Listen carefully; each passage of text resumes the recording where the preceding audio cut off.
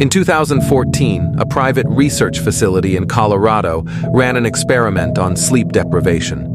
Only one volunteer made it to the final stage, and the scientists swear he came out as someone else. The volunteer was Ethan Ward, 28, perfectly healthy, eager to earn the $8,000 compensation. He signed on to stay awake for 10 days under clinical monitoring. No drugs, no light therapy, just cameras, doctors, and a locked observation room. Day 1 through 4 were normal. By day 5, Ethan said the room felt too crowded. Even though he was alone, researchers said Ethan started speaking to someone they couldn't see.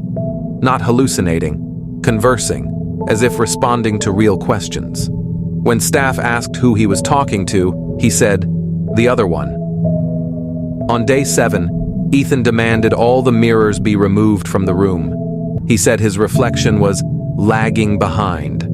Lab reports show he refused to look at any reflective surface. Even the camera lenses made him panic. By day 8, Ethan's vitals showed something that shouldn't have been possible. His brain activity looked like two people were awake inside one brain, a double pattern.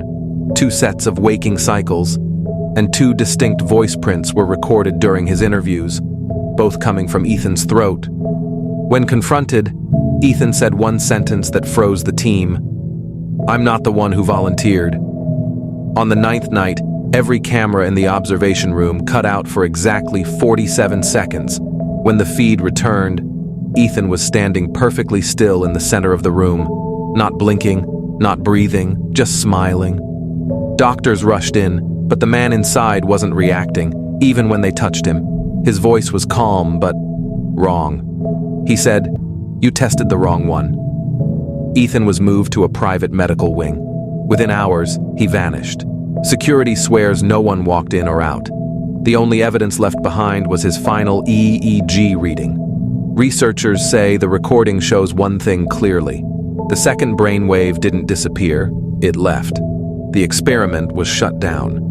The team signed lifetime non-disclosure agreements, but 2 of the scientists later reported seeing Ethan standing outside their homes with the same smile and no reflection.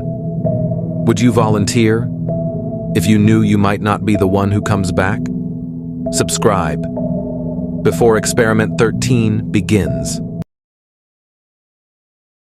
In 2007, police found over 200 recorded messages on a woman's home phone, every single one from the same voice, hers. Her name was Lydia Crane, 41, from Spokane, Washington. She lived alone after a quiet divorce. No history of mental illness, no strange behavior. But neighbors said every night around 2 a.m., they'd hear her talking to someone. Even though no one ever came to visit, Lydia told friends she'd been getting phone calls from her own number. The voice sounded exactly like hers. Same tone, same breathing. But it spoke in the future tense. It would say things like, "Don't go outside tomorrow. He's already at the window." Phone records showed every call originated from inside her house.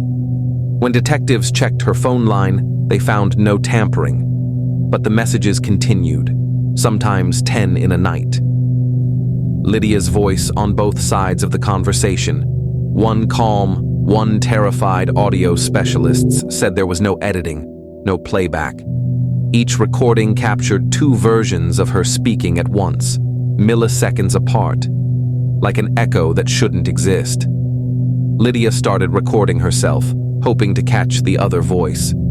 But every time she pressed record, she'd black out for hours. When she woke up, there'd be new messages, warning her not to listen to them. She wrote in her journal, "She's trying to stop me from hearing what I already said." On June 12th, her sister found the house empty, lights still on, phone off the hook. The last message on the tape said, "Don't open the door, it's me." Lydia Crane was never seen again, but 6 months later, the family phone bill showed a single outgoing call from Lydia's old number to itself. Experts still can't explain how a disconnected landline could dial its own number. Some say the recordings were a psychotic break.